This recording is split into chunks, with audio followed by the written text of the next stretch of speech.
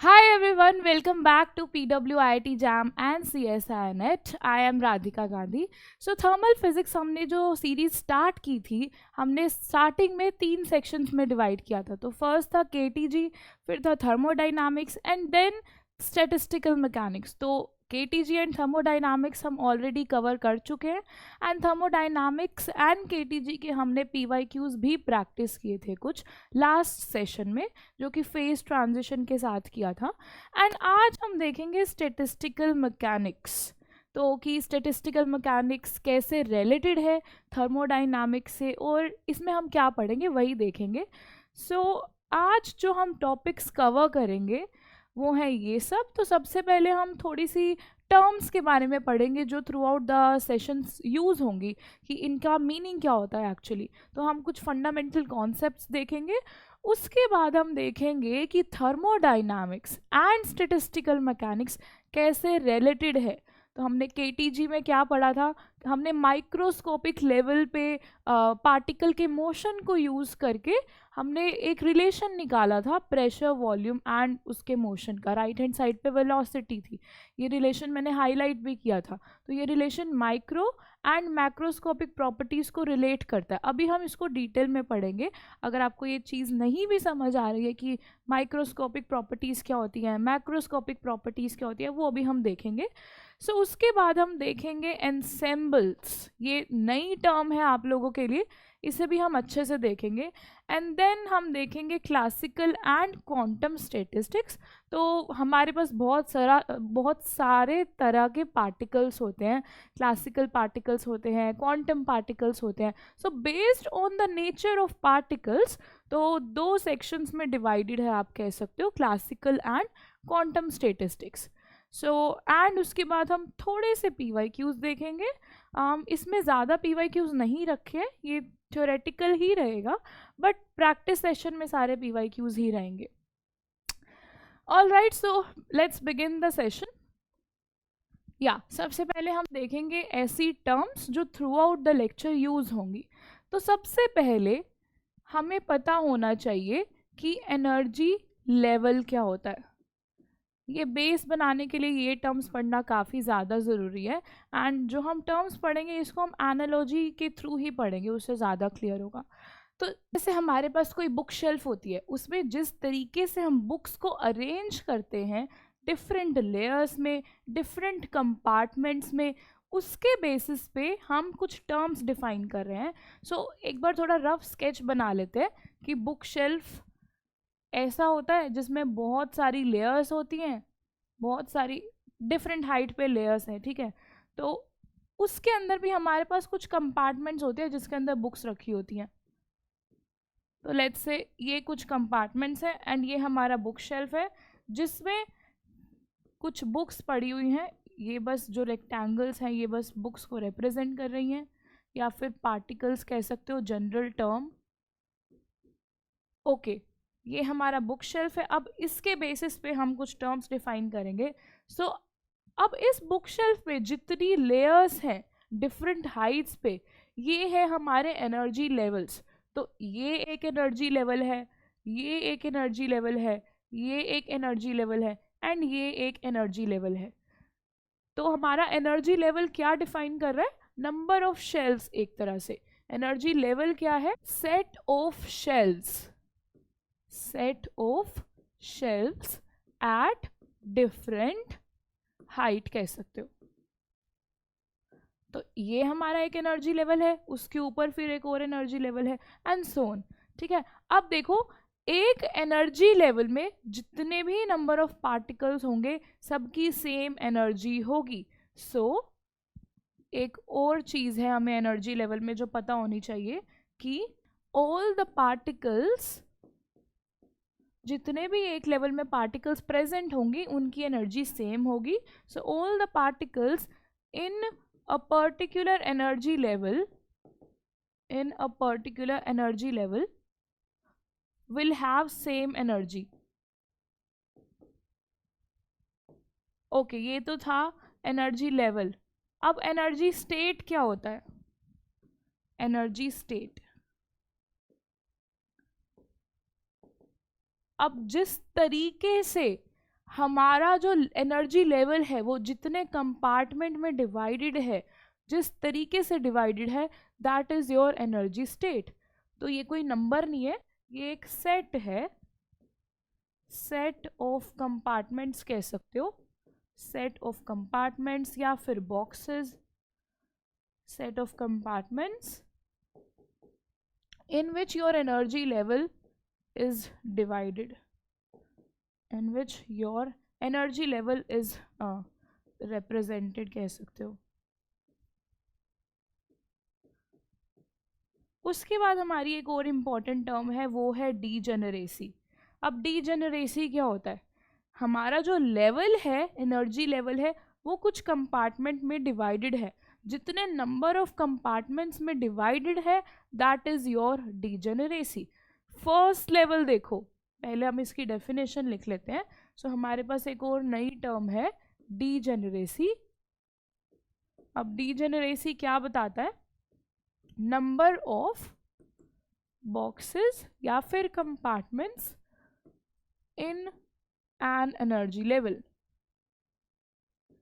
अब हर एक लेवल अलग अलग नंबर ऑफ कंपार्टमेंट्स में डिवाइडेड था, एंड इसे हम डिनोट करते हैं जी से।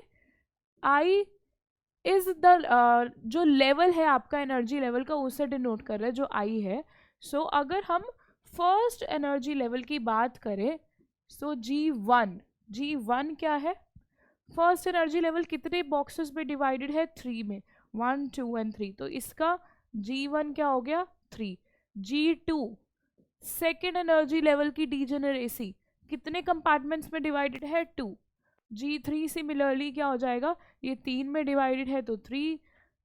जो फोर्थ एनर्जी लेवल है जी4 कितने में डिवाइडेड है? 3 में। सो इसकी भी डीजेनरेसी हो जाएगी 3।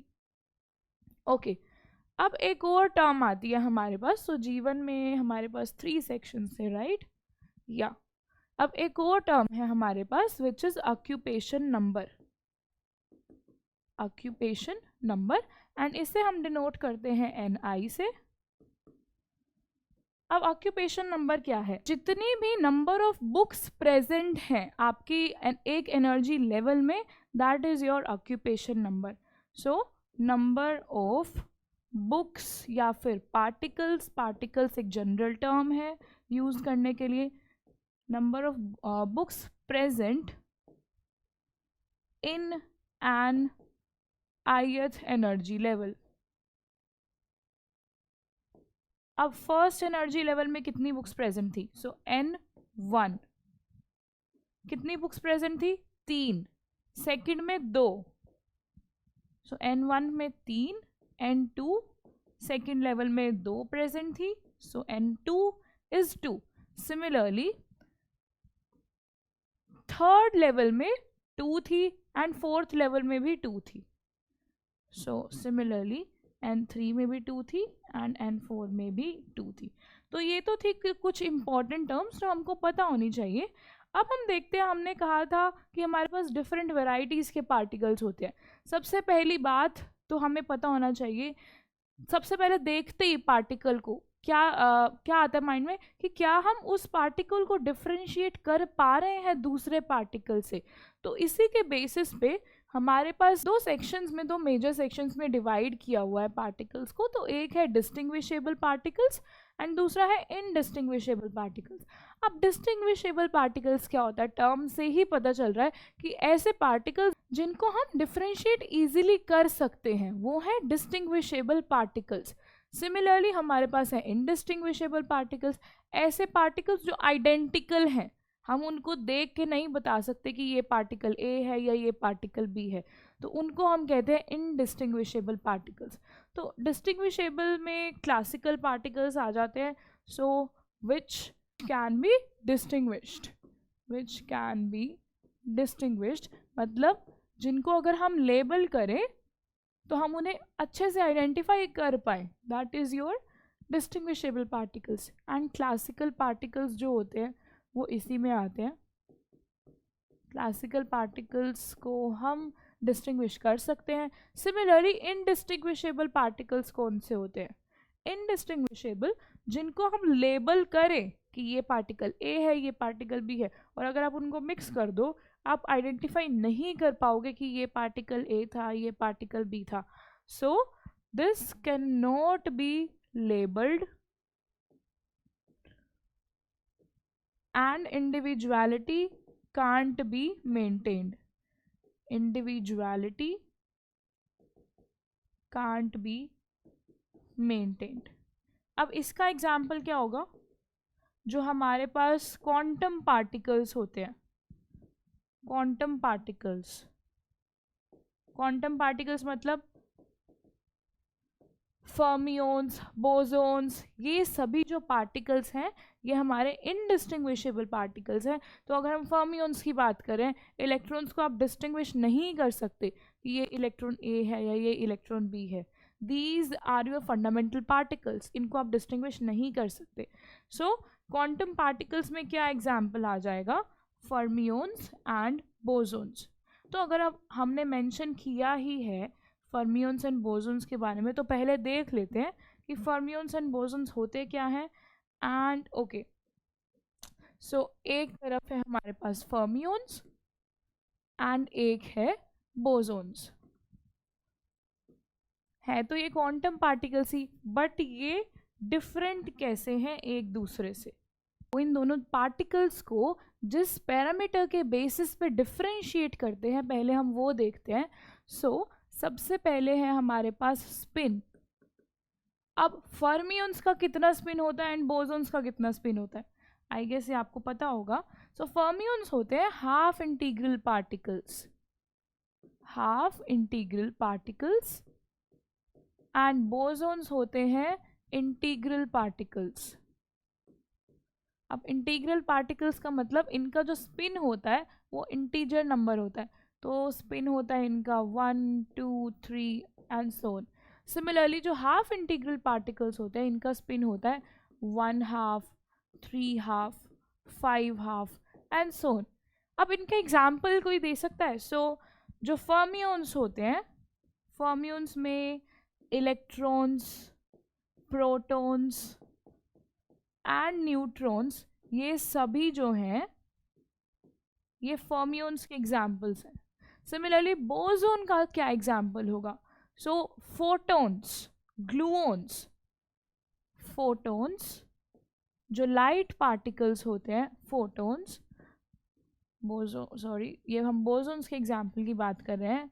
ग्लूऑन्स जो होल्ड करके रखते हैं फंडामेंटल पार्टिकल्स को, ग्लूऑन्स. तो ये हमारे बोसोन्स के एग्जाम्पल्स हैं. सिमिलरली अगर हम इसको, इन दो पार्टिकल्स को अगर हम स्टेटिस्टिक्स के बेसिस पे डिफरेंशिएट करें, स्टेटिस्टिक्स मतलब कि ये जो पार्टिकल्स है वो कौन सा स्टेटिस्टिक्स फॉलो करते हैं, कौन सा डिस्ट्रीब्यूशन फॉलो करते हैं. सो जो हमारा फर्मियोन्स है वो फर्मी डिराक स्टेटिस्टिक्स फॉलो करते हैं. इस पे हम आएंगे अभी कि ये एक्चुअल में है क्या, Fermi Dirac statistics. And bosons किसको फॉलो करते हैं? बोसोन्स फॉलो करते हैं बोस-आइंस्टाइन स्टेटिस्टिक्स.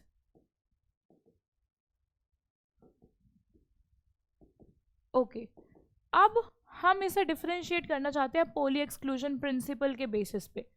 पॉली एक्सक्लूजन प्रिंसिपल कि हम मैक्सिमम कितने नंबर ऑफ पार्टिकल्स एक एनर्जी स्टेट में डाल सकते हैं. तो फर्मियोन्स जो होते हैं,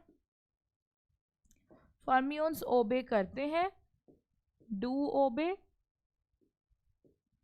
पॉली एक्सक्लूजन प्रिंसिपल, बिकॉज हम कुछ नंबर ऑफ फर्मियोन्स को ही एक स्टेट में डाल सकते हैं. बोसोन्स को फर्क नहीं पड़ता, दीज आर वेरी फ्रेंडली, हम एक एनर्जी लेवल में कितने भी बोसोन्स डाल सकते हैं. So these do not obey poly exclusion principle. तो ये तो था हमारे फर्मियोन्स एंड बोसोन्स, हम इनमें क्या डिफरेंस है एंड ये होते क्या हैं.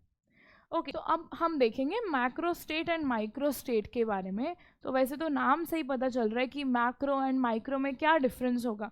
मैक्रो स्टेट क्या होगा? जब हम बड़े लेवल पे सिस्टम की प्रॉपर्टीज़ की बात कर रहे होंगे.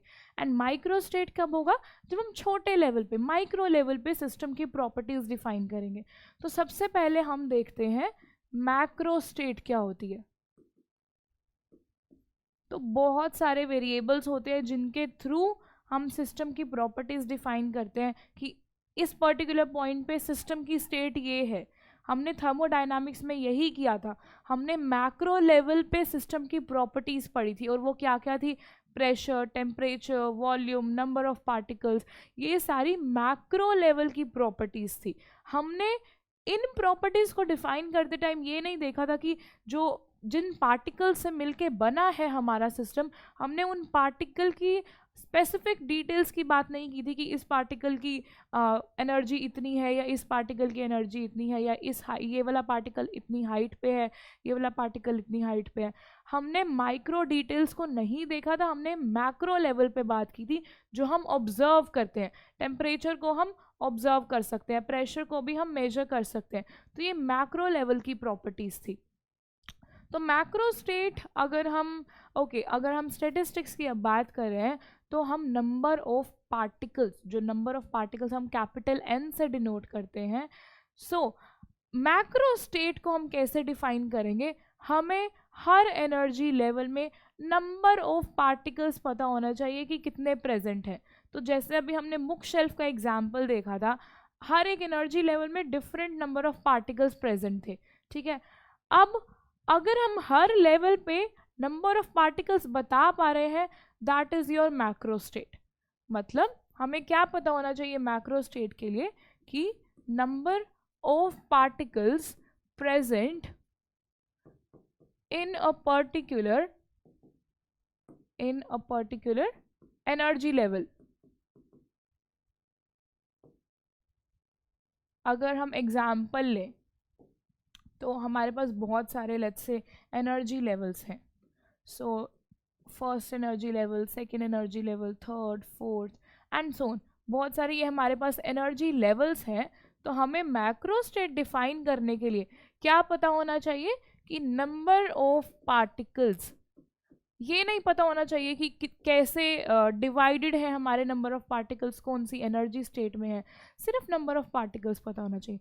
सो अगर फर्स्ट एनर्जी लेवल में मान लो आपके पास, अगर हम बुक शेल्फ वाले एग्जाम्पल की ही बात करें, तो फर्स्ट एनर्जी लेवल में 3 पार्टिकल्स प्रेजेंट थे, सेकेंड एनर्जी लेवल में 2 पार्टिकल्स प्रेजेंट थे। कितने भी नंबर ऑफ पार्टिकल्स प्रेजेंट हो सकते हैं, और अगर हम वो नंबर बता सकते हैं, means that is your macro property of the system.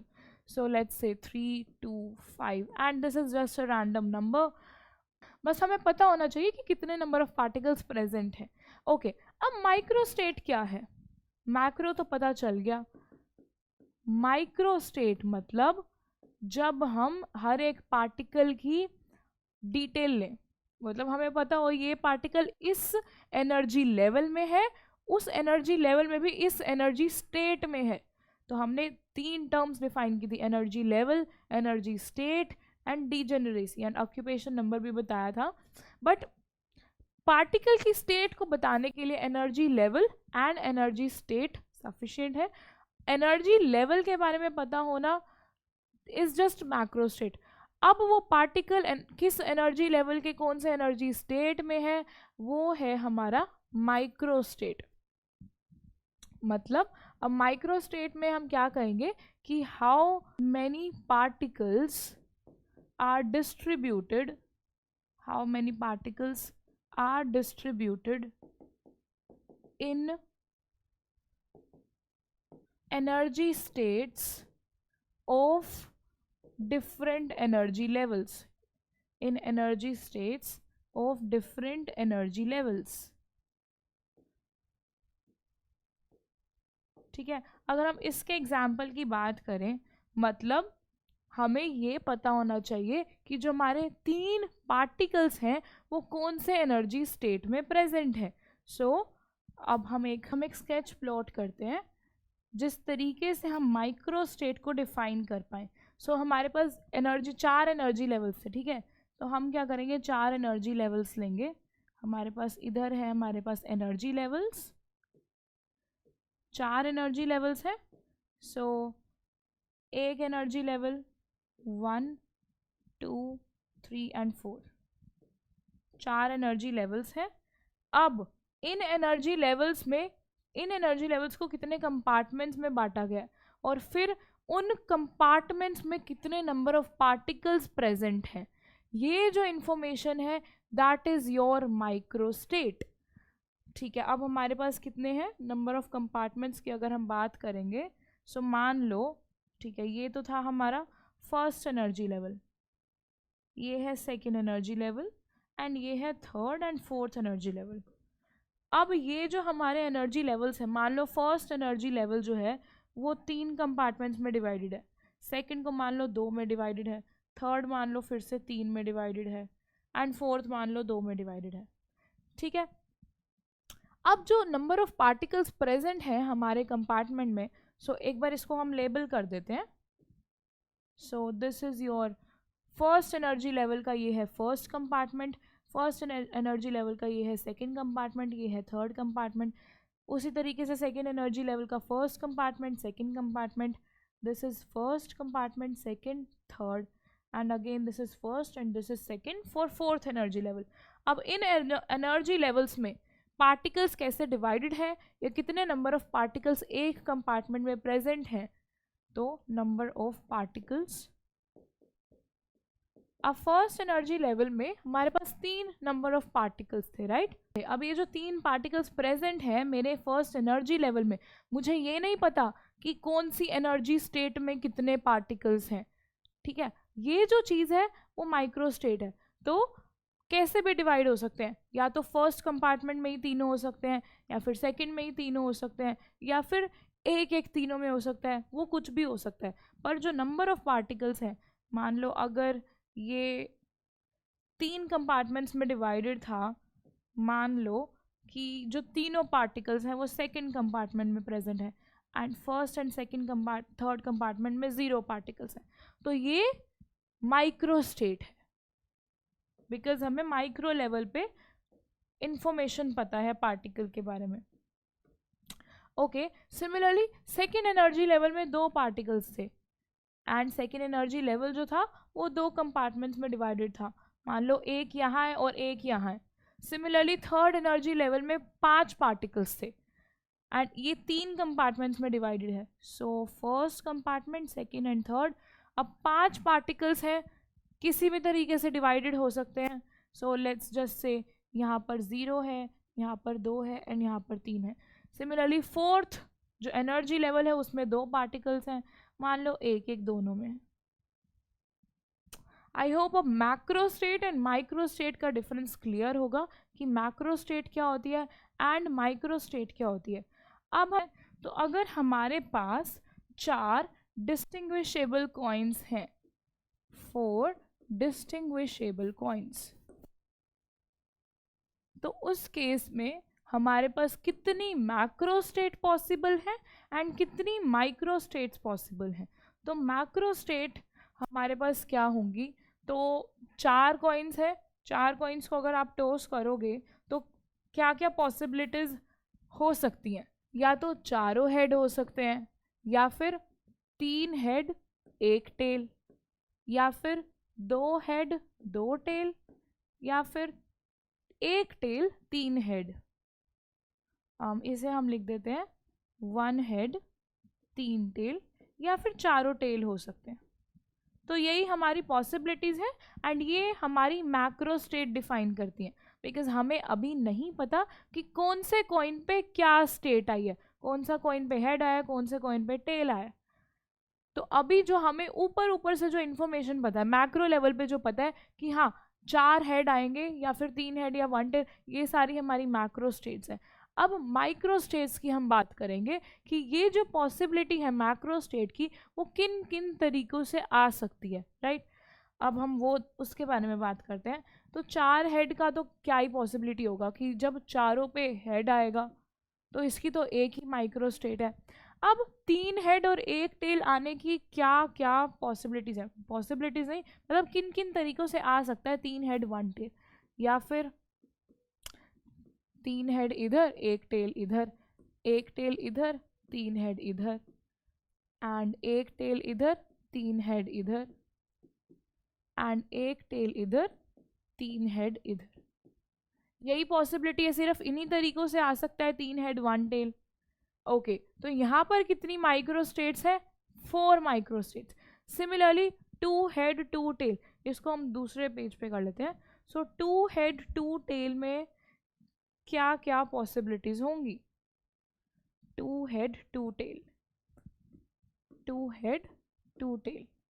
Okay, so पहले 2 हेड आ गए, फिर 2 टेल आ गए, पहले हेड टेल टेल हेड। ये पॉसिबिलिटीज आपको खुद करके देखनी है कि क्या क्या हो सकती हैं। सो अगर एक हेड इधर एक हेड इधर, tail and tail, so tail tail head head, एक हो जाएगा tail tail head head, head head tail tail तो हो गया, head tail tail head and tail head head tail. Okay, और कोई पॉसिबिलिटी बच रही है? आई गेस एक और होगी। So tail head tail head, tail head या टेल हेड टेल हेड। तो हमारे पास 6 तरीके हैं जिनमें से कोई भी एक पॉसिबिलिटी हो सकती है। अगर हम कह रहे हैं कि 2 हेड और 2 टेल आए, इनमें से कोई भी वो तरीका हो सकता है जब हम कहें कि 2 हेड 2 टेल हैं। यहाँ पर 6 माइक्रोस्टेट्स हैं। सिमिलरली यहाँ पर 4 हेड में 1 माइक्रोस्टेट है, 3 हेड 1 टेल में 4 माइक्रोस्टेट्स हैं। अभी 2 हेड 2 टेल में हमने देखा 6 है। सिमिलरली 1 हेड 3 टेल में 4 ही आएंगी, 4, एंड सिमिलरली 4 टेल में 1 माइक्रोस्टेट। तो अब probability of a particular macrostate क्या हो जाएगी? Probability of a given macrostate. अब ये देखो, probability of a given macrostate की बात कर रहे हैं। ये जो मैक्रोस्टेट है ये सिर्फ एक ही तरीके से आ सकती है आउट ऑफ 16 पॉसिबिलिटीज। ये जो टोटल हैं 4 1 5 5 एंड 5 10 एंड 6 16, यहाँ पर 16 पॉसिबिलिटीज हैं इन टोटल। तो इस मैक्रोस्टेट की क्या पॉसिबिलिटी है? प्रोबेबिलिटी है 1/16। इस मैक्रोस्टेट की क्या प्रोबेबिलिटी है? ये 4 तरीकों से आ सकता है, 4/16। सिमिलरली 2 हेड 2 टेल 6 तरीकों से आ सकता है, 6/16, and similarly 4/16 and 1/16, and total हो जाएगा, total probability will of course be equal to 1। तो आई होप अब आपको मैक्रो एंड माइक्रोस्टेट का मीनिंग क्लियर है। तो इस केस में ये थी हमारी मैक्रोस्टेट एंड ये है हमारी माइक्रोस्टेट कि किस तरीके से आ सकता है ये मैक्रोस्टेट, एंड ये थी नंबर ऑफ माइक्रोस्टेट्स। ओके, आगे बढ़ते हैं। अब एक प्रिंसिपल है, वो है principle of equal a priori probability. अब ये प्रिंसिपल क्या कहता है? प्रोबेबिलिटी, तो ये प्रिंसिपल क्या कहता है कि जितनी भी माइक्रोस्टेट्स हैं उन सभी माइक्रोस्टेट्स की प्रोबेबिलिटी सेम है, कुछ भी कोई भी माइक्रोस्टेट पॉसिबल है। तो it states that all possible microstates are equally probable. All possible microstates are equally probable. ये बस एक प्रिंसिपल है जो आपको पता होना चाहिए कि कोई भी माइक्रोस्टेट आने के चांस इक्वल है। ओके, अब हम देखेंगे कि थर्मोडाइनामिक्स एंड स्टैटिस्टिकल मैकेनिक्स कैसे रिलेटेड है। हम थर्मोडाइनामिक स्टैटिस्टिकल मैकेनिक्स को कैसे इक्वेट करेंगे। तो ये जो इक्वालिटी है ये दी थी बोल्ट्जमैन ने। So S is equals to KB ln omega. जो लेफ्ट हैंड साइड है that is entropy, thermodynamic property है। तो लेफ्ट हैंड साइड हमारी थर्मोडाइनामिक प्रॉपर्टी है, एंड राइट हैंड साइड जो है वो स्टेटिस्टिकल है। राइट हैंड साइड पे ये जो ओमेगा है दैट इज स्टेटिस्टिकल प्रॉपर्टी कह सकते हो। तो ये स्टेटिस्टिकल फिजिक्स है और इधर थर्मोडाइनामिक्स है, एंड ये जो इक्वेशन है ये रिलेट करती है थर्मोडाइनामिक वेरिएबल्स एंड हमारी जो माइक्रो लेवल पे जो इन्फॉर्मेशन है जो हम स्टेटिस्टिक्स के थ्रू कैलकुलेट करेंगे. सो this is the bridge between thermodynamics and statistical mechanics. ठीक है, अब एस तो हमें पता है एंट्रोपी होती है, लेकिन ये जो एंट्रोपी है इसे शैनन एंट्रोपी कहते हैं. तो हम इसकी डिटेल में नहीं जाएंगे बिकॉज वो सब आप मास्टर्स में पढ़ोगे डिटेलिंग में. एंड राइट हैंड साइड पे आप कह सकते हो एक तरह से नंबर ऑफ माइक्रो स्टेट्स. अभी हम ओमेगा की वैल्यू कैलकुलेट करेंगे डिफरेंट पार्टिकल्स के केसेस में. सो this is how you relate thermodynamics and statistical mechanics. अगर आपको एंट्रोपी पता है तो आप बहुत सारे हमारे पास थर्मोडाइनामिक फॉर्मूलाज है जिनके थ्रू आप दूसरे थर्मोडाइनामिक वेरिएबल्स इजीली कैलकुलेट कर सकते हो. राइट ये अभी हम आगे जैसे बढ़ेंगे तो देखेंगे कि हम हेल्महोल्ट्ज फ्री एनर्जी कैसे कैलकुलेट करते हैं एंड CVCP कैसे कैलकुलेट करते हैं. ये सब चीज़ें अभी हम देखेंगे आगे. तो सारी प्रॉब्लम कहाँ पर आ जाती है, इसकी वैल्यू कैलकुलेट करने के लिए. अब इसकी जो वैल्यू है ऑफ कोर्स वो डिपेंड करती है कि हमारा पार्टिकल कैसा है, क्या वो क्लासिकल पार्टिकल है या क्वांटम पार्टिकल है, वो कौन से स्टेटिस्टिक्स फॉलो करता है. तो अब हम देखेंगे क्लासिफिकेशन ऑफ स्टेटिस्टिक्स. तो अब हम देखेंगे क्लासिफिकेशन ऑफ स्टेटिस्टिक्स. अब ये जो क्लासिफिकेशन ऑफ स्टेटिस्टिक्स है, अब आपको समझ आ गया होगा ये कौन से पार्ट्स में डिवाइडेड है. तो हमारे पास एक है, तीन चीज़ें हैं हमारे पास. हमने देखा भी था कि हमारे पास क्लासिकल पार्टिकल्स भी हो सकते हैं, फर्मियंस भी हो सकते हैं जो फर्मी डिराक स्टैटिस्टिक्स को फॉलो करते हैं, एंड बोसन्स भी हो सकते हैं. तो मेजर तो हमारे पास दो ही सेक्शंस है. एक है क्लासिकल पार्टिकल्स का, क्लासिकल स्टैटिस्टिक्स कह लो आप इसको, बिकॉज दोनों में जो हम ओमेगा कैलकुलेट करते हैं तरीका अलग है. बिकॉज क्लासिकल पार्टिकल्स की जब हम बात करते हैं, अगर हमें क्लासिकल पार्टिकल का कोई सिस्टम है, उस सिस्टम में अगर हमें माइक्रो डिटेल्स चाहिए तो वो क्या होंगी, हमें हर एक पार्टिकल के मोशन के बारे में पता होना चाहिए, उसकी पोजीशन पता होनी चाहिए, उसका मोमेंटम पता होना चाहिए. फिर मतलब एक तरह से हमें स्पेस की इंफॉर्मेशन हम कैलकुलेट करते हैं जब हम क्लासिकल पार्टिकल्स की बात करते हैं.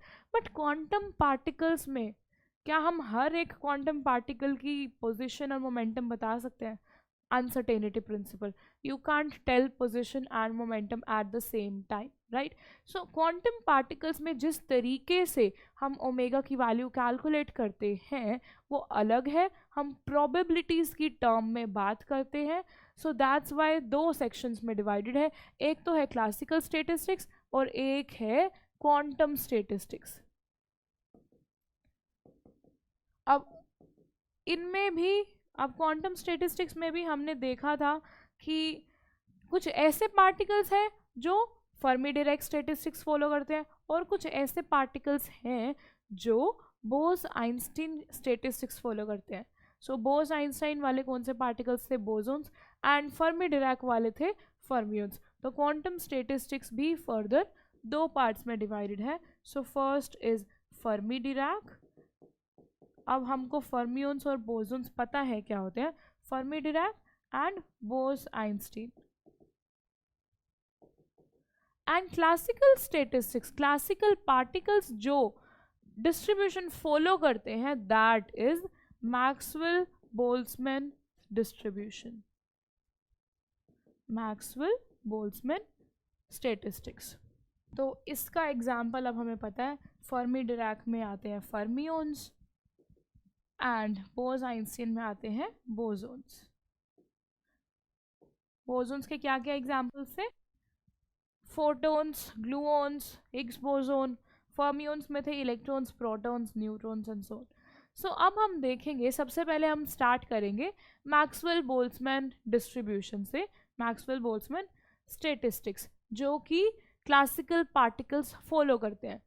अब इस स्टैटिस्टिक्स की प्रॉपर्टीज क्या है कि ये जो पार्टिकल्स होते हैं, classical particles are distinguishable, classical particles are distinguishable.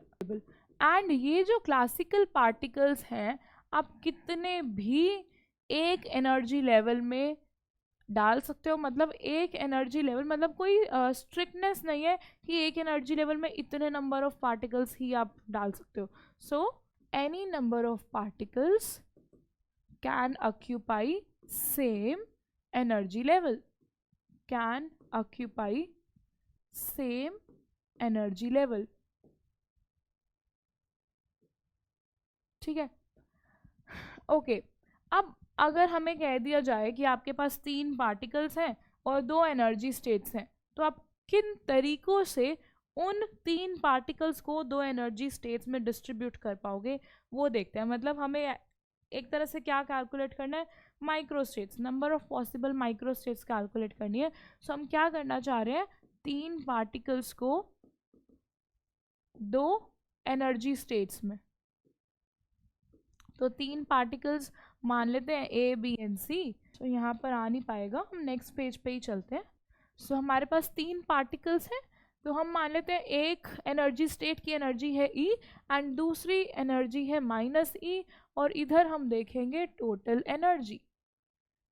And हमारे पास है 3 पार्टिकल्स, तो तीनों पार्टिकल्स या तो इसी में आ गए ए बी एंड सी, और इधर भी, इधर कुछ भी नहीं, या फिर इधर कुछ भी नहीं, तीनों पार्टिकल्स यहीं आ गए, या फिर 2 इधर और 2 में भी कौन से, ए बी इधर सी इधर, या फिर बी सी इधर ए इधर, और कौन सी पॉसिबिलिटीज़ है, सी ए एंड बी इधर, एंड अगेन ए इधर बी सी एंड बी इधर सी ए एंड सी इधर तो ए बी। तो कितनी पॉसिबिलिटीज़ हैं हमारे पास, हमारे पास है 6 7 8 पॉसिबिलिटीज है। तो नंबर ऑफ माइक्रो स्टेट्स कितनी हुई, नंबर ऑफ माइक्रो स्टेट्स कितनी हुई, 8।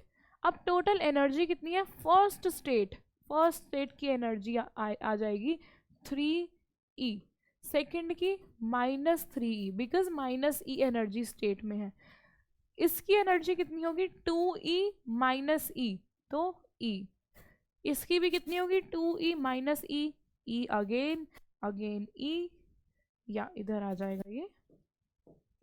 इसकी एनर्जी कितनी होगी -2E +E, तो -E। सिमिलरली इधर भी -E एंड इधर भी -E। अब यहाँ पर देखो कितनी एनर्जी लेवल्स है हमारे पास, एक एनर्जी लेवल तो था 3E, जिसमें से किस तरीके से डिवाइडेड थे कि तीनों पार्टिकल्स इसी एनर्जी स्टेट में थे।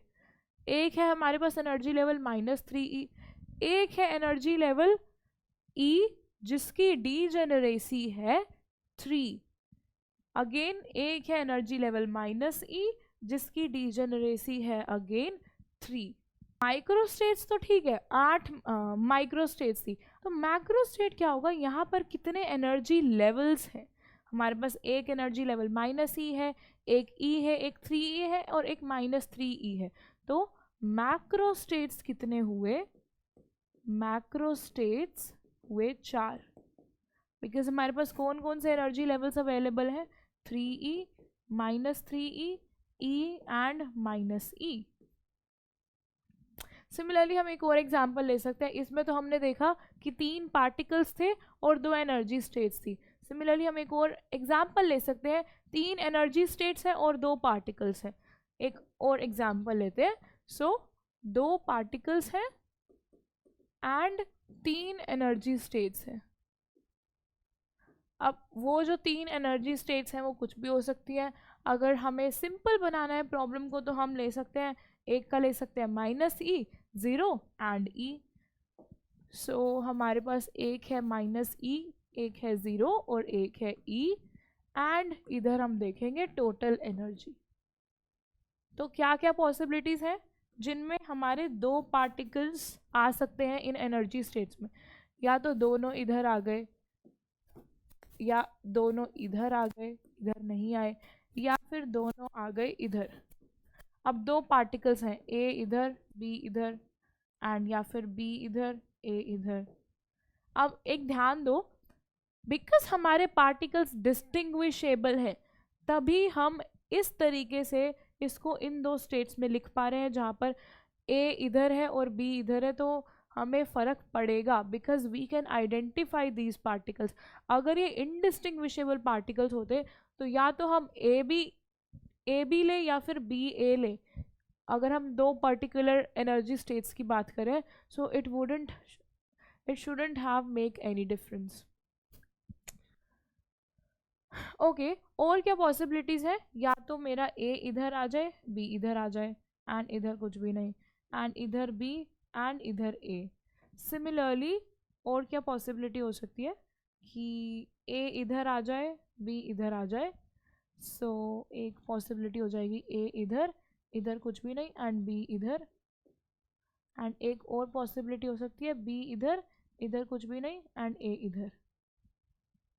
ठीक है, अब टोटल एनर्जी क्या होगी? इन नंबर कितना हुआ, कितनी नंबर ऑफ माइक्रोस्टेट्स हुई? 2 3 4 5 6 7 8 9, 9 माइक्रोस्टेट्स। माइक्रोस्टेट्स तो 9 है। मैक्रो देखते हैं, उससे पहले हम टोटल एनर्जी कैलकुलेट करेंगे कि कितनी एनर्जी है हर एक स्टेट में।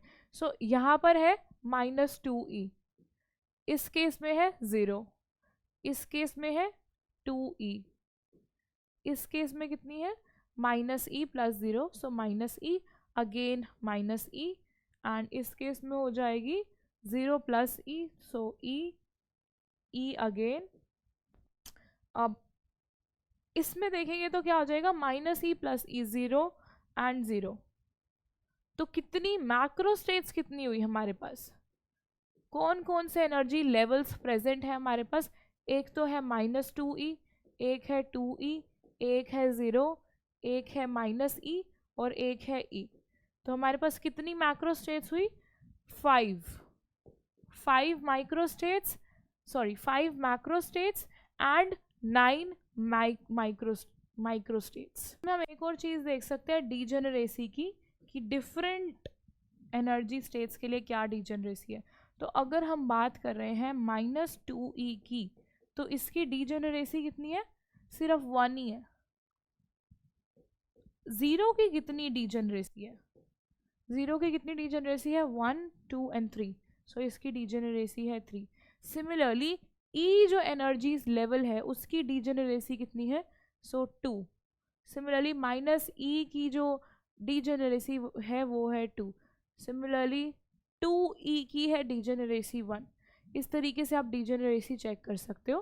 तो अब हम इसका जनरल फॉर्मूला देख सकते हैं कि नंबर ऑफ माइक्रोस्टेट्स कैलकुलेट करने का, तो वो है जो ओमेगा है क्लासिकल पार्टिकल्स के केस में, वो होता है n factorial pi I gi⁻ni divide by ni।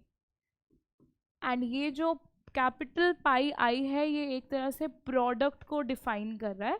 सो यहाँ पर फैक्टोरियल है। अगर आप इसे सिंप्लीफाई करना चाह रहे हो तो वो कैसे होगा? So your omega is equals to n capital n factorial, तो ठीक है। वन मोर थिंग, जो कैपिटल n है वो तो total number of classical particles है, total number of classical particles present, ठीक है। एंड और क्या टर्म यूज हुई है? जी आई क्या है? Number of energy states, number of energy states. And N I क्या है? Number of particles in that energy states, number of particles in that energy state. Okay, ठीक है। अब हमें टर्म्स का मीनिंग पता चल गया। अगर हम इसे सिंप्लीफाई करना चाह रहे हैं तो ऐसे लिखेंगे, so g1⁻n1 multiplied by g2⁻n2 up to so on, and divide by n1 factorial, n2 factorial and so on. तो अब जैसे हमने मैक्सवेल बोल्ट्जमैन स्टैटिस्टिक्स देखा, वैसे ही हमारे पास क्या है? बोस-आइंस्टाइन एंड फर्मी डिराक। तो पहले हम देखेंगे अब बोस-आइंस्टाइन स्टैटिस्टिक्स। तो सबसे पहले तो बोस-आइंस्टाइन स्टैटिस्टिक्स के फीचर्स क्या है? तो ये जो बोस-आइंस्टाइन स्टैटिस्टिक्स है ये हम किन पार्टिकल्स पे अप्लाई करते हैं? बोसोन्स पे, ठीक है। एंड कितने नंबर ऑफ पार्टिकल्स हम एक एनर्जी लेवल में फिल कर सकते हैं। बिकॉज ये पोली एक्सक्लूजन प्रिंसिपल को फॉलो नहीं करते, तो हम कितने भी पार्टिकल्स एक एनर्जी लेवल में फिल कर सकते हैं। Any number of particles can be, any number of particles can occupy an energy level. Okay अब इसका जनरल फॉर्मूला क्या होता है ओमेगा कैलकुलेट करने का। तो जैसे हमने मैक्सवेल बोल्ट्जमैन स्टैटिस्टिक्स में देखा, उसी तरीके से बोस आइंस्टीन में क्या फॉर्मूला रहता है।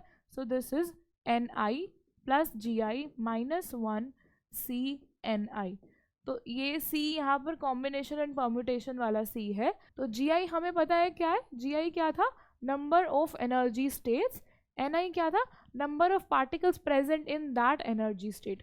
ओके अब अगर हम इसका एक एग्जाम्पल देखें, सो एक एग्जाम्पल लेते हैं। हमारे पास दो बोसोन्स हैं एंड हमें उन दो बोसोन्स को लेट्स से दो एनर्जी स्टेट्स में ही फिल करना है, और फिर हम देखते हैं क्या ये फॉर्मूला हम वेरीफाई कर पा रहे हैं। तो हम नंबर ऑफ माइक्रोस्टेट्स कैलकुलेट करते हैं। तो दो बोसोन्स को लेट्स से हमारे पास एक एनर्जी लेवल है E1, एक है सॉरी नॉट एनर्जी लेवल, एक एनर्जी स्टेट है E1, एक है E2।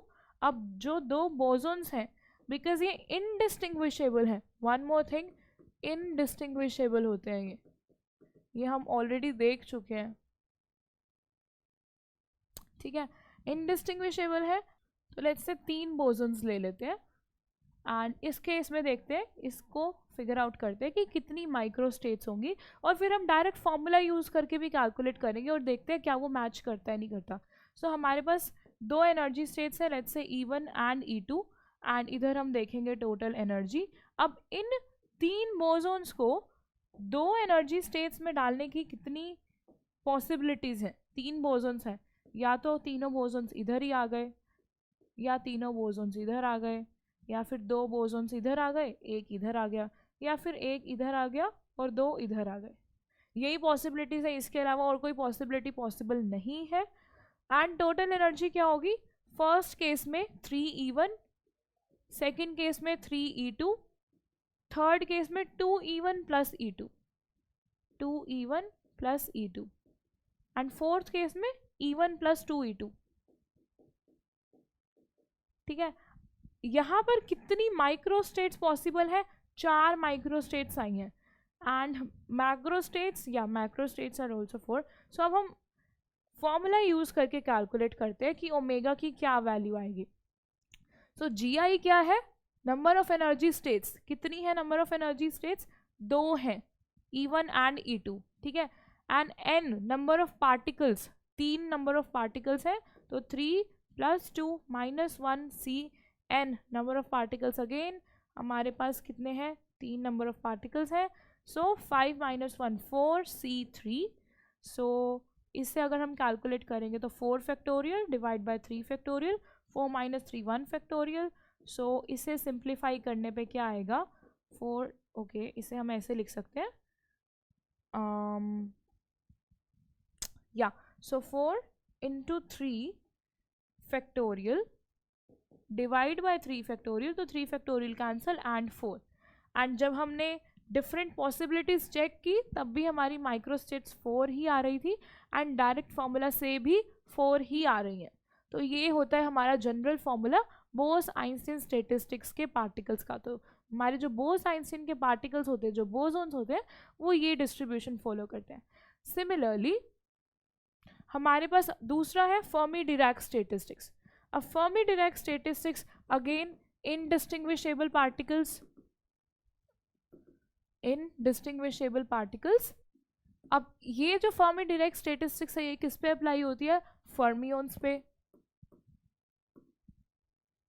And one more thing, ये जो पार्टिकल्स हैं ये पॉली एक्सक्लूजन प्रिंसिपल फॉलो करते हैं, तो मतलब एक एनर्जी लेवल में, एक एनर्जी स्टेट में एक ही पार्टिकल ऑक्यूपाई कर सकता है। अगर आपको स्पिन मेंशन नहीं है तो एक स्टेट में एक ही पार्टिकल आएगा, और अगर स्पिन, तो एक बार हम मेंशन कर लेते हैं, only 1 particle can occupy, only one particle can occupy the state, the energy state. या बट अगर आपको स्पिन मेंशन्ड है, but if spin is given, उस केस में कितने नंबर ऑफ पार्टिकल्स ऑक्यूपाई करेंगे एक स्टेट को? सो that will B 2s + 1 particles. तो अगर स्पिन हाफ है, for s equals half spin particles के लिए, जो कि फर्मियंस होते हैं, मतलब हाफ इंटीग्रल पार्टिकल्स ही तो होते हैं. सो s इक्वल्स हाफ के केस में कितने नंबर ऑफ पार्टिकल्स ऑक्यूपाई कर पाएंगे? सो 2 पार्टिकल्स ओनली. तो हमें इस चीज़ का ध्यान रखना पड़ेगा जब हम अपनी एनर्जी स्टेट्स को फिल करेंगे. हमें इस चीज़ का ध्यान रखना पड़ेगा कि एक स्टेट में सिर्फ 2 ही पार्टिकल्स फिल कर सकते हैं अगर आपके पार्टिकल का स्पिन हाफ है. और अगर स्पिन 3 हाफ होगा तो, अगर स्पिन 3 हाफ होगा तो कितने पार्टिकल्स ऑक्यूपाई कर पाएंगे? सो 2 × 3 half + 1. So this gives 2 cancels 4 particles. उस केस में आप 4 पार्टिकल्स फिल कर पाओगे. जस्ट आपको ये फॉर्मूला अप्लाई करना है. ओके, अब ये जो पार्टिकल्स है फर्मियंस, इनका जनरल फॉर्मूला क्या होगा माइक्रोस्टेट्स कैलकुलेट करने का? जैसे हमने बोस आइंस्टाइन में देखा, मैक्सवेल में देखा, तो इसका फॉर्मूला होता है GICNI. Very simple to remember. अब इसको भी हम अगेन एक एग्जाम्पल लेके देख सकते हैं और फिर देखते हैं कि क्या ये मैच करता है कि नहीं करता अगर हम डायरेक्ट फॉर्मूला यूज़ करके करें. तो एक एग्जाम्पल लेते हैं, 3 फर्मियंस और 2 energy states. 3 fermions and 2 energy states. 3 fermions and 2 energy states. क्या होगा इस केस में? एक बार देखो इन्होंने क्या कहा है, energy states E1 and E2 और 3 फर्मियंस है. अब इन्होंने ये नहीं बताया हुआ कि क्या स्पिन है उन फर्मियंस का. अगर स्पिन नहीं बताया है तो एक ही पार्टिकल आप डाल पाओगे एक एनर्जी स्टेट में. Spin is not mentioned, spin not mentioned in this case. तो एक ही पार्टिकल आ पाएगा एक एनर्जी स्टेट में. अब देखो तीसरा पार्टिकल कहाँ जाएगा? तीसरा पार्टिकल कहीं जा ही नहीं पाएगा.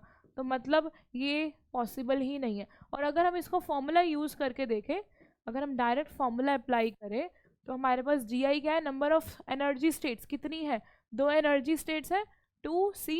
नंबर ऑफ पार्टिकल्स कितने हैं? 3, 2C3. क्या इसको कैलकुलेट कर सकते हो? 2 - 3 नेगेटिव फैक्टोरियल, नॉट पॉसिबल. और अगर हम इसको अपोजिट कर दें, अब हम देखते हैं 2 fermions and 3 energy states. 3 energy states. इस केस में क्या होगा?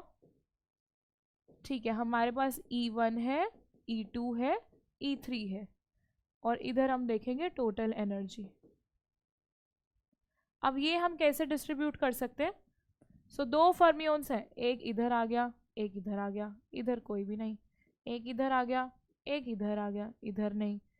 एक इधर आ गया, एक इधर आ गया, इधर कोई भी नहीं. 2 नहीं डाल सकते क्योंकि अभी हमने स्पिन मेंशन नहीं किया है. तो सिर्फ एक ही पार्टिकल ऑक्यूपाई करेगा एक एनर्जी स्टेट को. सो यहाँ पर टोटल एनर्जी क्या है? इस केस में तो है E1 + E2. सिमिलरली दूसरे केस में क्या है? It is E1 + E3. उससे नेक्स्ट केस में क्या है? E2 + E3. ठीक है, ये है हमारी टोटल एनर्जी. अब इस केस में माइक्रोस्टेट्स कितनी पॉसिबल है? 3, ओनली 3. अब हम फॉर्मूला यूज करके कैलकुलेट करते हैं कि कितनी आनी चाहिए. So omega is equals to, अब GI नंबर ऑफ स्टेट्स कितनी है? 3 एनर्जी स्टेट्स हैं, 3C. 2 पार्टिकल्स हैं 3C2. तो 3 factorial over 2 factorial into 1 factorial. तो 3 into 2 factorial divide by 2 factorial. 2 cancels 3. सो यहाँ से भी 3 आ रहा था, यहाँ से भी 3 आ रहा है. So that is your general formula to calculate number of microstates. किसके केस में? फर्मी डिराक स्टैटिस्टिक्स के केस में. तो अब हम देखते हैं कि एंसेम्बल्स क्या होते हैं. एनसेम्बल्स इन स्टेटिस्टिकल फिजिक्स, ये काफ़ी इंपॉर्टेंट है। तो हमारे पास कोई भी सिस्टम हो, उसके ऊपर बहुत सारी एक्सटर्नल कंडीशंस होती हैं और फिर हम सिस्टम की प्रॉपर्टीज कैलकुलेट करते हैं। सबसे पहले तो एनसेम्बल होता क्या है, तो जब हम किसी सिस्टम की स्टेट कैलकुलेट कर रहे होते हैं, जब हम देखना चाहते हैं कि हमारे सिस्टम की स्टेट क्या है, या फिर हम कोई ऑब्जर्वेबल फाइंड आउट करना चाह रहे होते हैं। ऑब्जर्वेबल मतलब कोई भी thermodynamic quantity, it can be pressure और वॉल्यूम, कुछ भी हो सकता है। ये बस एक एग्जाम्पल दिया है। कोई भी थर्मोडायनेमिक क्वांटिटी अगर हम मेजर करना चाह रहे होते हैं किसी सिस्टम की, तो जब हम मेजर करते हैं, जिस पर्टिकुलर ड्यूरेशन में हम मेजर करते हैं, सिर्फ उसी ड्यूरेशन के अंदर अंदर ही हमारा जो पार्टिकल है वो स्टेट स्विच कर चुका होता है। तो हमारे पास एक मैक्रो स्टेट के लिए बहुत सारी माइक्रो स्टेट्स पॉसिबल होती हैं एक मैक्रो स्टेट के लिए। तो जिस ड्यूरेशन में हम स्टेट देखना चाह रहे हैं, उस ड्यूरेशन में हमारा जो सिस्टम है वो बहुत सारी माइक्रो स्टेट से गो थ्रू कर चुका होता है। तो जो हम मेजर करते हैं वो एवरेज होता है, एवरेज्ड ओवर टाइम, बिकॉज उस टाइम के अंदर अंदर बहुत सारी माइक्रो स्टेट से वो गो थ्रू कर चुका है। ठीक है, तो हम क्या करते हैं, बहुत सारी कॉपीज लेते हैं, हमारे सिस्टम की बहुत सारी कॉपीज लेते हैं जो कि डिफरेंट माइक्रो, जिसकी मैक्रो स्टेट तो सेम है बट माइक्रो स्टेट वेरी कर सकती है। ठीक है, अब ये जो कॉपीज ऑफ सेम सिस्टम है इसे हम एनसेम्बल कहते हैं। और ये हम क्यों कर रहे हैं, ताकि हम टाइम के एवरेज को कॉपी कर पाए। टाइम एवरेज का मतलब क्या है, मतलब डिफरेंट मोमेंट पे हमारी डिफरेंट माइक्रो स्टेट है। तो हम क्या करें, एक ही टाइम पे एक सिंगल मोमेंट में हम डिफरेंट कॉपीज ले रहे हैं सिस्टम की, जिसकी डिफरेंट माइक्रो स्टेट्स है। तो इस तरीके से हम रिजेंबल करके ये एनसेम्बल लेकर चलते हैं और उस पे हम अपनी मेजरमेंट्स करते हैं। जो भी हमें ऑब्जर्वेबल चाहिए हम इस एनसेम्बल पे मेजर करते हैं। फिर अब ये जो एनसेम्बल है, ऑफ कोर्स ये एक्सटर्नल कंडीशंस पे डिपेंड करता है, बिकॉज जो भी हम थर्मोडायनामिक क्वांटिटी कैलकुलेट करना चाह रहे हैं वो ऑफ कोर्स एक्सटर्नल कंडीशंस पे डिपेंड करता है। So based on what external conditions are there on the system, we have 3 cases, कि 3 टाइप के हमारे एनसेम्बल्स होते हैं। तो एक फर्स्ट एनसेम्बल है हमारे पास micro canonical ensemble. Micro canonical ensemble. अब माइक्रो कैनोनिकल एनसेम्बल में क्या होता है, ऐसा सिस्टम जो आइसोलेटेड हो, जो बाहर के कॉन्टेक्ट से आइसोलेटेड हो, जिसमें ना तो एनर्जी एक्सचेंज हो रही हो ना तो नंबर ऑफ पार्टिकल्स एक्सचेंज हो रहे हो, that is your micro canonical ensemble. In short, isolated, ना तो नो एनर्जी एंड ना ही number of particles are being exchanged, no energy is being exchanged. Similarly, ऐसा केस जिसमें एनर्जी तो एक्सचेंज हो रही हो पर नंबर ऑफ पार्टिकल्स एक्सचेंज ना हो रहे हो, नंबर ऑफ पार्टिकल्स कांस्टेंट हो, बस एनर्जी एक्सचेंज हो रही हो, that is your canonical ensemble. तो कैनोनिकल एनसेम्बल में क्या है, सिर्फ एनर्जी एक्सचेंज होती है, नंबर ऑफ पार्टिकल्स एक्सचेंज नहीं होते। Energy exchange, no particle exchange.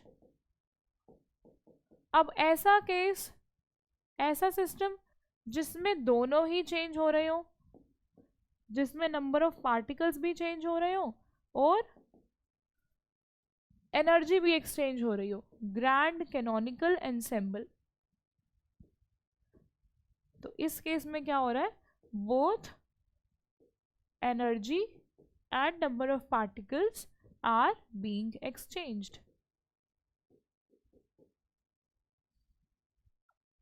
Okay, ये तो है general difference between micro canonical, canonical and grand canonical ensemble. अब हम देखेंगे सिर्फ कैनोनिकल के केस में ही हम डीप में जाएंगे, बिकॉज माइक्रो कैनोनिकल आइसोलेटेड है, इसके ऊपर और कोई कंस्ट्रेंट है नहीं। तो हम बात करते हैं जनरल जो नेचर में होता है। सो पहले हम कैनोनिकल एनसेम्बल की बात करेंगे डिटेल में। ओके, अब कैनोनिकल एनसेम्बल में क्या होता है, एनर्जी एक्सचेंज होती है नंबर ऑफ पार्टिकल्स एक्सचेंज नहीं होते। अब हम करना क्या चाहते हैं, हम किसी कैनोनिकल एंसेंबल के ऊपर मेजरमेंट्स करना चाहते हैं जिसके थ्रू हमें सारी थर्मोडायनेमिक वेरिएबल्स का के बारे में इंफॉर्मेशन मिले। और हम करना किसके थ्रू चाहते हैं, स्टेटिस्टिकल के थ्रू। तो हम सबसे पहले उस ब्रिज को यूज करेंगे, क्या था, S equals minus K B L N omega. सबसे इम्पोर्टेंट बात जो हम स्टडी कर रहे हैं वो इक्विलिब्रियम स्टेट पे आने के बाद का स्टडी कर रहे हैं। तो सबसे पहले हम ये देखेंगे कि probability of finding the system in thermal equilibrium at temperature T क्या होगी वो प्रोबेबिलिटी। तो वो जो प्रोबेबिलिटी है वो डायरेक्टली प्रोपोर्शनल होती है एक्सपोनेंशियल माइनस बीटा आई, या फिर जहाँ पर बीटा क्या है 1/kBT, means beta is inversely proportional to temperature. और इन अदर वर्ड्स आप कह सकते हो कि हमारी जो प्रोबेबिलिटी है of finding the system in thermal equilibrium at temperature T वो किसके डायरेक्टली प्रोपोर्शनल है, माइनस EI/kBT। अब ये जो रिलेशन है कि प्रोबेबिलिटी डायरेक्टली प्रोपोर्शनल है exponential of minus beta EI, ये कहाँ से आता है, ये जब हम देखो हम इक्विलिब्रियम की बात कर रहे हैं ना, वैसे तो हमें डीप में नहीं जाना बट हल्का सा हिंट दूंगी। जब हम इक्विलिब्रियम की बात करते हैं, इक्विलिब्रियम कैसे अचीव होता है, उन फैक्टर्स को यूज करके ये प्रोबेबिलिटी का फॉर्मूला आता है। इन एडिशन हमारी जो कंडीशंस है, हमारा एक्सटर्नल कंडीशन क्या है कि एनर्जी तो एक्सचेंज हो रही है, नंबर ऑफ पार्टिकल्स एक्सचेंज नहीं हो रहे। तो जो चीज़ कांस्टेंट है उसको यूज़ करके और जो चीज़ कांस्टेंट नहीं है इन एक्सटर्नल कंडीशंस को ध्यान में रख के और इक्विलिब्रियम की कंडीशन को ध्यान में रख के जब हम मैथमेटिकल इवैल्यूएशन करते हैं तो हमारे पास ये रिलेशन आता है कि प्रोबेबिलिटी डायरेक्टली प्रोपोर्शनल होती है एक्सपोनेंशियल माइनस बीटा EI की। अब इनवर्स डायरेक्टली प्रोपोर्शनल है तो हम लिख देते हैं कांस्टेंट लगा देते हैं C एक्सपोनेंशियल माइनस EI/kBT। अब हम ये C कैसे कैलकुलेट करेंगे, अब हम सभी को पता है कि टोटल प्रोबेबिलिटी जो है of finding your system in energy state EI, हम यहाँ पर EI एनर्जी स्टेट की प्रोबेबिलिटी निकाली है हमने। सो यहाँ पर आप लिख सकते हो ब्रैकेट में EI। ओके, सो जो समेशन है, जो टोटल प्रोबेबिलिटी है वो 1 होती है। तो हम इस फैक्ट को यूज़ करेंगे एंड जब हम ये फैक्ट यूज़ करते हैं तो हमें क्या मिल जाएगी, कांस्टेंट C की value. Okay, summation of P of EI, summation करेंगे तो क्या आ जाएगा, C एक्सपोनेंशियल माइनस EI/kBT किसके इक्वल है, 1 के इक्वल। अब C तो यहाँ पर कांस्टेंट है, C को ले लो बाहर, हमें मिला क्या, summation over I exponential minus beta EI, ये किसके इक्वल है, 1 के इक्वल। तो यहाँ से कांस्टेंट C की वैल्यू क्या आ गई, 1/समेशन I exponential minus beta EI।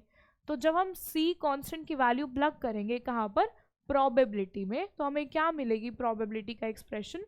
सो हमें मिलेगा P of EI is equal to exponential minus beta EI के तो डायरेक्टली प्रोपोर्शनल थी, कांस्टेंट की वैल्यू आई 1/समेशन over I exponential minus beta EI। तो ये होता है हमारा प्रोबेबिलिटी का एक्सप्रेशन। ठीक है, अब अगर हमारे केस में हमारी जो एनर्जी स्टेट्स हैं उनमें डीजेनरेसी है तो हम क्या करेंगे, अगर GI डीजेनरेसी है ith लेवल की तो हमारी प्रोबेबिलिटी क्या हो जाएगी, इफ GI डीजेनरेसी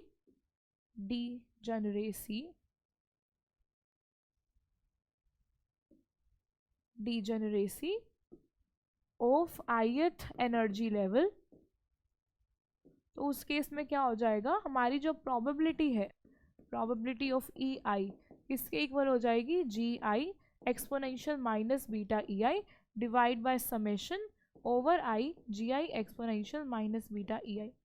अब यहाँ पर ये जो डिनोमिनेटर है ना, ये सबसे इम्पोर्टेंट टर्म है। ये जो डिनोमिनेटर है इससे हम कहते हैं पार्टीशन फंक्शन और इसे हम Z से डिनोट करते हैं। सो Z is summation I GI exponential minus beta EI। आपको ये ध्यान होना चाहिए बिकॉज ये पार्टीशन फंक्शन सबसे इम्पोर्टेंट है पूरे चैप्टर में कह सकते हो, पार्टीशन फंक्शन, बिकॉज इस पार्टीशन के फंक्शन की हेल्प से ही हम थर्मोडाइनामिक वेरिएबल्स कैलकुलेट कर पाएंगे। तो हम यहाँ पर स्टेटिस्टिकल इंफॉर्मेशन यूज़ कर रहे हैं और फिर हम ब्रिज यूज़ करेंगे जो कि वो रिलेशन था थर्मोडाइनामिक और स्टेटिस्टिकल का, to calculate thermodynamic variables. Okay, अब हमें पार्टीशन फंक्शन मिल गया है। अब हम इस पार्टीशन फंक्शन की हेल्प से क्या क्या कैलकुलेट कर सकते हैं वो देखते हैं। सबसे पहले तो हमने क्या देखा है, प्रोबेबिलिटी ही देखी है। प्रोबेबिलिटी आई क्या है, probability P of E I किसके इक्वल आई थी, exponential minus beta E I divide by G. G क्या है, पार्टीशन फंक्शन। अब हम सब कुछ पार्टीशन फंक्शन के टर्म्स में ही कैलकुलेट करेंगे। उसके बाद जो इम्पोर्टेंट टर्म आती है वो है फ्रैक्शन ऑफ मॉलिक्यूल्स। अब फ्रैक्शन ऑफ मॉलिक्यूल्स कैसे कैलकुलेट करें, ये भी वैसे तो प्रोबेबिलिटी से ही हम कैलकुलेट कर सकते हैं।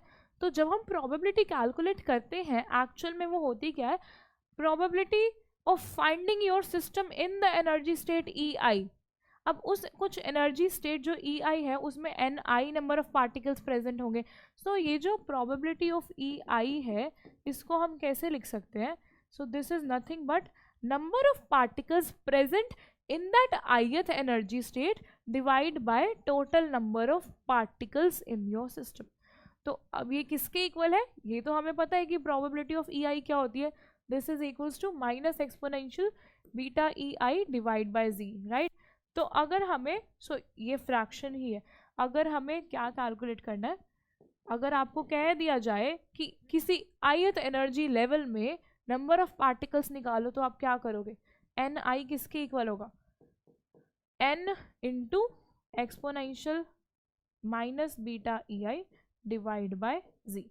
That's how you calculate fraction of molecules. One more thing, यहाँ पर हमने जी आई का ध्यान नहीं रखा, जी में तो जी आई था ऑलरेडी, यहाँ पर भी जी आई आएगा बिकॉज डिजेनरेसी को हम कंसिडर करके कर रहे हैं। So this is the formula, सबसे इंपॉर्टेंट फॉर्मूला है ये। एंड जहाँ पर जी क्या है, summation over I G I exponential minus beta E I. अब हम देखेंगे एवरेज एनर्जी। एवरेज एनर्जी हम कैसे कैलकुलेट करेंगे, एवरेज एनर्जी इसको हम रिप्रेजेंट करते हैं कर्ली ब्रैकेट्स ई।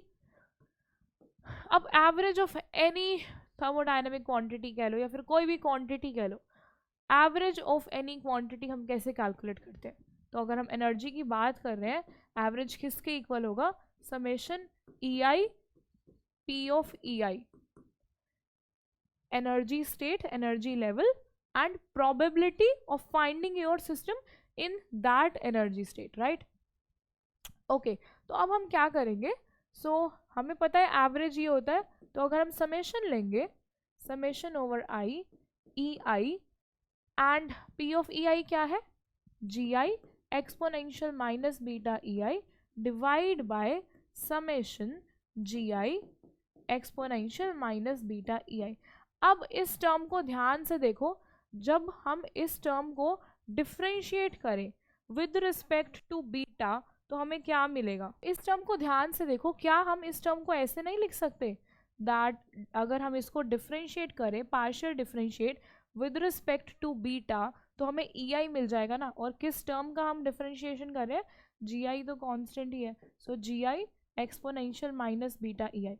अगर हम इसको बीटा के रिस्पेक्ट में विद माइनस साइन, बिकॉज जब आप डिफ्रेंशिएट करोगे तो माइनस साइन आएगा, डिवाइड बाय ये term as it is summation of G I exponential minus beta E I, summation is over I. अब हम इस टर्म को ऐसे लिख सकते हैं। अब फर्दर हम इस टर्म को कैसे सिंप्लीफाई करेंगे, यहाँ पर समेशन साइन भी है, यहाँ पर समेशन साइन आएगा, सो इसे हम लिख सकते हैं summation minus summation over I. तो हम इसको ऐसे लिख सकते हैं कि del over del beta minus of summation G I exponential minus beta E I, denominator में same term summation G I exponential minus beta E I. अब हम इसको कैसे लिख सकते हैं, ध्यान से देखो, अगर हम लॉगरिथम ले, अगर हम लॉग ले इसका with differentiation with respect to beta, with partial derivative with respect to beta, हमें क्या मिलेगा? सो इसे हम लिख सकते हैं minus del by del beta log of G, because वो जो समेशन वाली टर्म थी वो कैपिटल जी ही था, पार्टीशन फंक्शन ही था। तो मेरा एवरेज एनर्जी का क्या फॉर्मूला आ गया? That partial derivative with respect to beta of log of G. अब पार्टीशन फंक्शन की हेल्प से आप एवरेज एनर्जी इतनी इजीली कैलकुलेट कर सकते हो। अब इसका दूसरा वर्जन भी है, तो जब आप और सिंप्लीफाई करोगे आप इसको टेम्परेचर के रिस्पेक्ट में भी लिख सकते हो। So K B T square del by del T log of G. ये इसके लिए बस आपको क्या करना है, बीटा को रख दो 1 by K B T and you will get this expression, nothing special about it. अब हमें एवरेज एनर्जी का फॉर्मूला तो मिल गया है, सिमिलरली हम CV भी निकाल सकते हैं। CV मतलब heat capacity at constant volume, तो उसका जो फॉर्मूला डायरेक्ट आएगा वो हम लिख देते हैं। So that will be del by del T and किसका पार्शियल डेरिवेटिव? एवरेज एनर्जी का विद रिस्पेक्ट टू टेम्परेचर। तो CV की वैल्यू आएगी ये, एंड CV है क्या? Heat capacity at constant volume. और अगर हमें बाकी थर्मोडाइनामिक वेरिएबल्स कैलकुलेट करने हैं तो हम क्या करेंगे उसके लिए, वो भी अभी हम देखेंगे। So okay, let's have a look at that. तो सबसे पहले हम देखते हैं Helmholtz free energy. Helmholtz free energy, Helmholtz free energy क्या था? एक थर्मोडाइनामिक पोटेंशियल था जिसको हमने F से डिनोट किया था, राइट? अब F का क्या फॉर्मूला आता है? तो S का तो क्या होता था minus K B L N omega, F का हो जाएगा minus K B T L N omega. तो ये होती है हमारी हेल्महोल्ट्ज फ्री एनर्जी। अब देखो, अगर आपको हेल्महोल्ट्ज फ्री एनर्जी पता है तो आप कुछ भी कैलकुलेट कर सकते हो, कुछ भी मतलब कुछ भी। कैसे? हमें DF पता है क्या होता है, DF क्या होता है? Minus S D T minus P D V plus mu D N. अगर हमारा नंबर ऑफ पार्टिकल्स भी एक्सचेंज हो रहे हैं तो हमें म्यू डी एन वाली टर्म को कंसिडर करना पड़ेगा, तो हम वो जनरल केस लेकर चल रहे हैं। तो अब DF की हेल्प से, मतलब हेल्महोल्ट्ज फ्री एनर्जी की हेल्प से हम कौन कौन से वेरिएबल्स कैलकुलेट कर सकते हैं वो देखते हैं। सो वो हैं अगर हमें एंट्रोपी कैलकुलेट करनी है तो वो कैसे आ जाएगी? Minus of del F by del T at constant volume and capital N। Capital N is the number of particles. अगर हमें प्रेशर कैलकुलेट करना है, प्रेशर किसके इक्वल आएगा? Minus of del F by del V at constant temperature and number of particles. Similarly अगर आपको chemical potential calculate करना है, दिस म्यू की वैल्यू, तो वो क्या आ जाएगा? Del F by del N at constant temperature and volume. तो इस तरीके से हमें कौन कौन से थर्मोडाइनामिक वेरिएबल्स मिल गए? Entropy, pressure and chemical potential. One more thing, हमने एंट्रोपी का फॉर्मूला देखा था, वो क्या था? K B L N omega, right? अब ये जो फॉर्मूला है K B L, one more thing, यहाँ पर ओमेगा नहीं है, my bad, this is L N G guys, G is the partition function. Similarly अगर आपके पास कोई एक्सटर्नल कंडीशन ऐसी दे दी जाती है कि आपको हाई टेम्परेचर पे कैलकुलेट करना है या लो टेम्परेचर पे कैलकुलेट करना है, तो आप क्या करोगे? बस इसको एक्सपैंड करना है, बिकॉज जो z होता है हमारा, z क्या होता है? Summation G I exponential minus beta E I, and beta क्या होता है? 1 by K B T.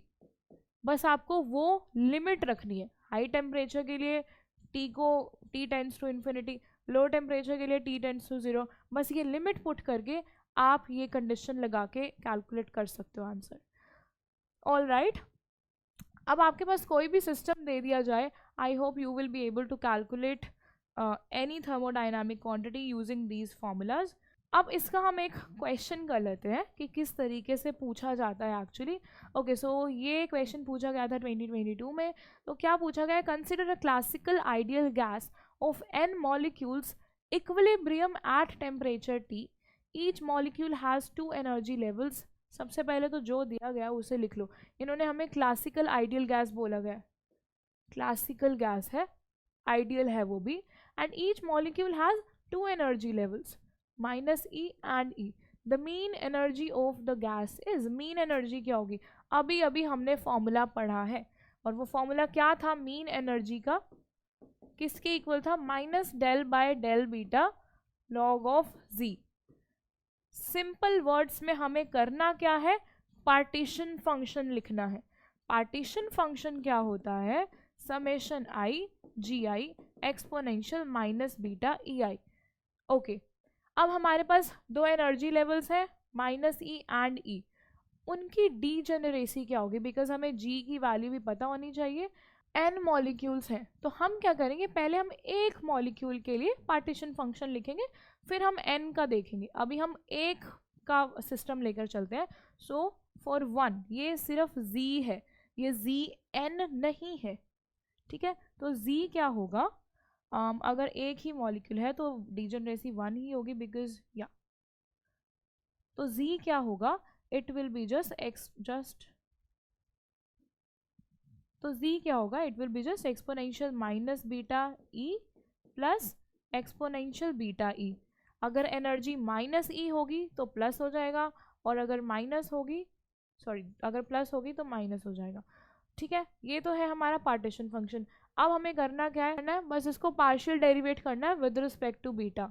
Okay, तो हमें मीन एनर्जी क्या मिल जाएगी, minus of del by del beta log of this quantity exponential minus beta E plus exponential beta E, ठीक है।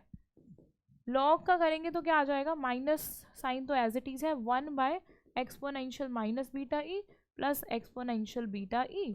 अब इसको डिफरेंशिएट करेंगे, partial derivate with respect to beta, क्या आ जाएगा, so it will be minus E exponential minus beta E plus beta, okay with respect to beta कर रहे हैं, plus E exponential beta E. Okay, अब बस हमें इसे सिंप्लीफाई करना है, तो माइनस साइन एब्जॉर्ब हो जाएगा, तो हमें क्या मिलेगा, we will get minus E exponential beta E plus E exponential minus beta E divide में था exponential minus beta E plus beta E, minus beta E plus exponential beta E. ये क्या है, mean energy. So mean energy किसके इक्वल आ रही है, अगर हम ई को कॉमन ले लें तो हमें क्या मिलेगा, so we will get minus E common ले लेते हैं, so we will get exponential beta E minus exponential minus beta E, ठीक है। और डिनोमिनेटर में है exponential minus beta E plus exponential beta E. अब इस एक्सप्रेशन को देखो, ये है क्या, टैन हाइपरबोलिक बीटा ई। तो इसे हम कैसे लिखेंगे, mean energy is equals to minus E tan hyperbolic beta E. अब देखो, ये हमने सिर्फ एक ही पार्टिकल के लिए कैलकुलेट किया था, एक मॉलिक्यूल के लिए। अब n मॉलिक्यूल्स हैं हमारे सिस्टम में, so just multiply it by n, तो हमें क्या आंसर मिल जाएगा, फॉर n मॉलिक्यूल्स हमें क्या मिल जाएगा, that mean energy is equals to minus N E tan hyperbolic beta E. तो कौन सा ऑप्शन सही है, C is the right one, C is the right one. So statistical mechanics में दिस मच इज सफिशिएंट। इसमें जो important चीज़ें हैं वो हैं, आपको सब फॉर्मूलाज पता होने चाहिए। पार्टीशन फंक्शन का क्या फॉर्मूला होता है, पार्टीशन फंक्शन की हेल्प से आप क्या क्या चीज़ें कैलकुलेट कर सकते हो, Helmholtz free energy, entropy, pressure, सब कुछ कैलकुलेट कर सकते हो किसकी हेल्प से, पार्टीशन फंक्शन की हेल्प से। तो इसके हम प्रैक्टिस क्वेश्चंस करेंगे अगले प्रैक्टिस सेशन में, कि हम पार्टीशन फंक्शन डिफरेंट सिस्टम्स के कैसे कैलकुलेट कर सकते हैं, और गिवन हमारे पास कौन सा पार्टिकल है, क्लासिकल पार्टिकल है या फिर क्वांटम पार्टिकल है। तो हम सारे क्वेश्चंस प्रैक्टिस करेंगे इसके नेक्स्ट प्रैक्टिस सेशन में। So see you in the next one. Thank you so much.